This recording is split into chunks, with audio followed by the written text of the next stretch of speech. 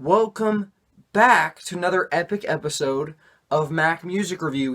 We're doing another Song AAR analysis and review where I'm going to break down the song, tell you what's up with the lyrics, what's up with the structure, what's up with the music, to the best of my ability. I'm not great at doing that. And then I'm going to just give it a review, tell you what I think about it, if I think it's good or if I think it's bad, all that kind of stuff. But first, this is the song cover, so, we gotta get that thumbnail, so, there we go. Very nice. But yeah, this is actually the newest addition to my CD collection, was the Too Weird to Live, Too Rare to Die CD, and so, it has the lyrics booklet thing. That's pretty cool. That's pretty neat. Yeah.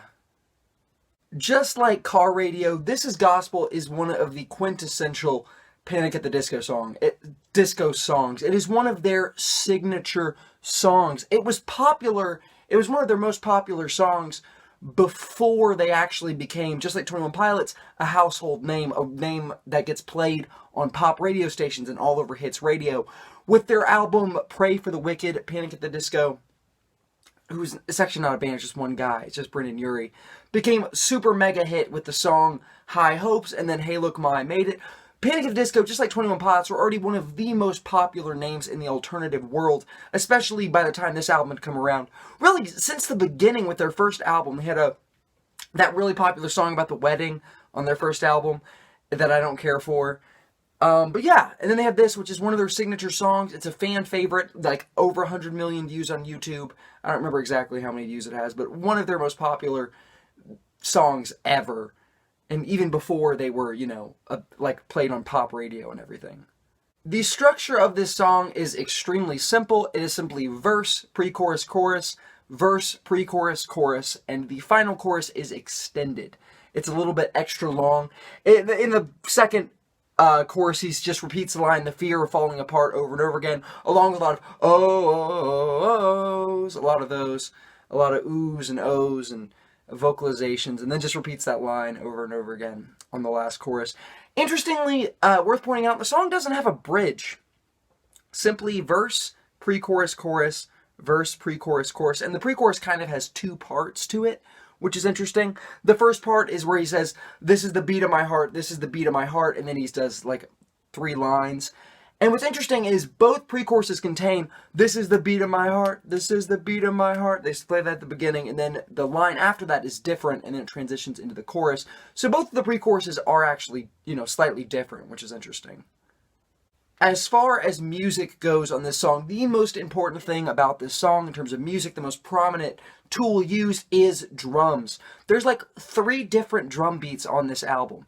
You have, or 4 even, I don't even know. There's a lot of different things going on with drumming. At the beginning of the song, there's basically no music, and there's just this drum beat. All that is this drum beat that sounds like a heartbeat. And then you transition in the pre-chorus, you get a different drum beat. And then, for a while, there's no music in the pre-chorus, and then the music kicks in, you get a different drum beat, and then the music keeps transitioning, you have some electronic effects going in and out, and then you hit the chorus, and all of the music comes together. You have much more energetic drums, you have electronic effects, you have guitar, and you have all of this stuff. I think you have guitar, I'm not really sure, because there's a whole lot going on musically during the chorus. But then the second verse, like a lot of songs, where the music is really sparse in the first verse, the music in the second verse, there's more going on, there's more drum beats, there's more music, has more of the energy of the chorus, basically. And yeah, once again, the chorus explodes, and you have more energetic drums, and electronic effects, and I think guitar, and you have just all this kind of stuff just clashing together. And then there's something else interesting going on in the song with the vocals, because the vocals on this album, on a lot of the songs in this album, and specifically on this song, are very processed and very heavily edited. He sounds like he's, singing through a big fat synthesizer that's making his voice kind of electronic and kind of distant sounding. But then you have this effect where, you have these strong, heavily edited vocals during the verse and the pre-chorus, and then you get to the chorus and it disappears, and it's just him angelically screaming, "If you love me, let me go." And it's just you have all this very heavily edited and processed, and it's very muddled, and then it's very clear, and it's just this very strong contrast that works very well. Now, I think a big appeal of this song, at least appeal to me, and I think to a lot of other fans, is the lyrical content. This is one of Panic at the Disco's most confusing. I mean, the lyrics on most of their songs are fairly straightforward about partying, doing drugs, going crazy, love, all that kind of stuff.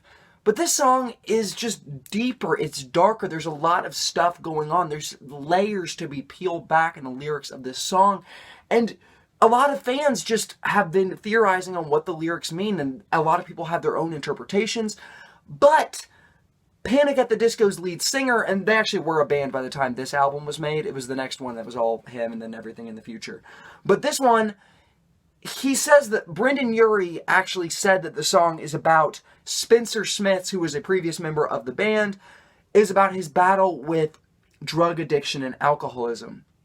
And when you're really looking at the lyrics, you can kind of, if you're looking through these lens of a battle with drug addiction, and like singing, especially at Panic at the Disco, especially if Brendan Urie is singing from the perspective of Spencer Smith, you can really notice some interesting things.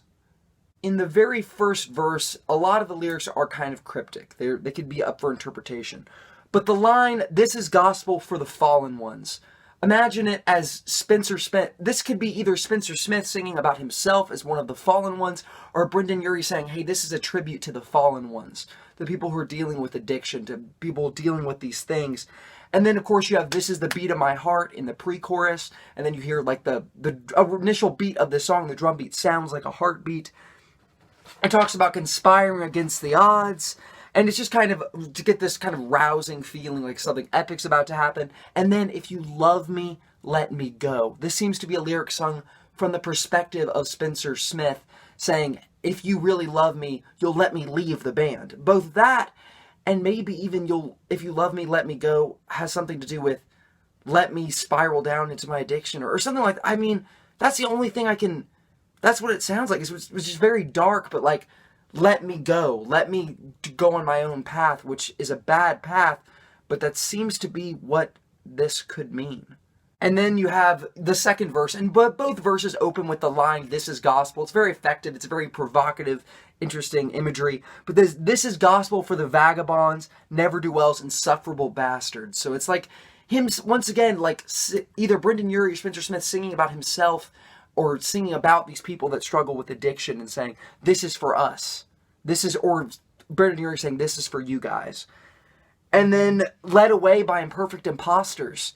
Maybe saying led away, deceived by members of the band because of conflict within the band. I'm not sure why he left, but it all just kind of lines up. And once again, "I won't go out without a fight" is the last line of the second pre-chorus. Once again, this big rousing, epic feeling. And then, in this chorus, "Words are knives that often leave scars, the fear of falling apart. Truth be told, I never was yours, the fear of falling apart."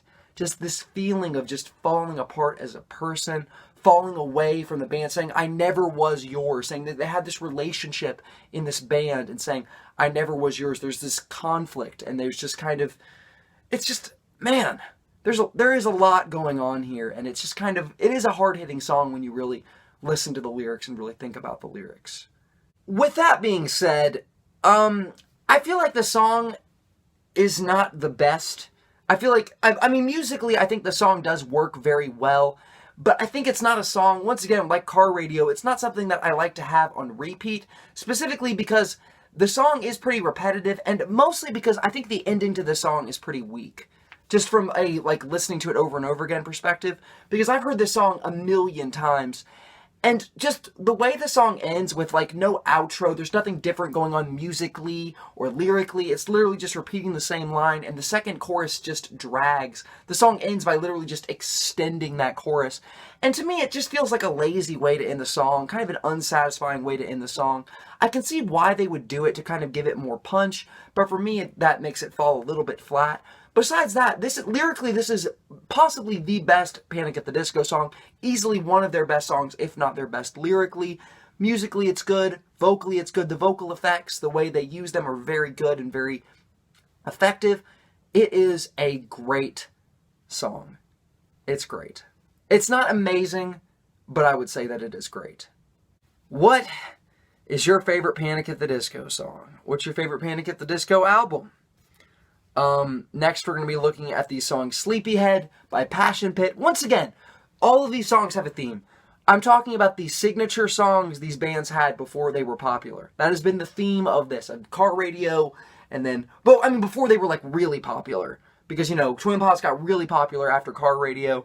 Panic at the Disco got really popular after this album, and after Death of a Bachelor is when they really got popular. It was after Death of a Bachelor. But, yeah, and then Passion Pit kind of exploded after Gossamer, which is their second full-length album. And that was like the Sleepyheads on their debut EP. But anyway, thanks for watching the video. Have a great rest of your day.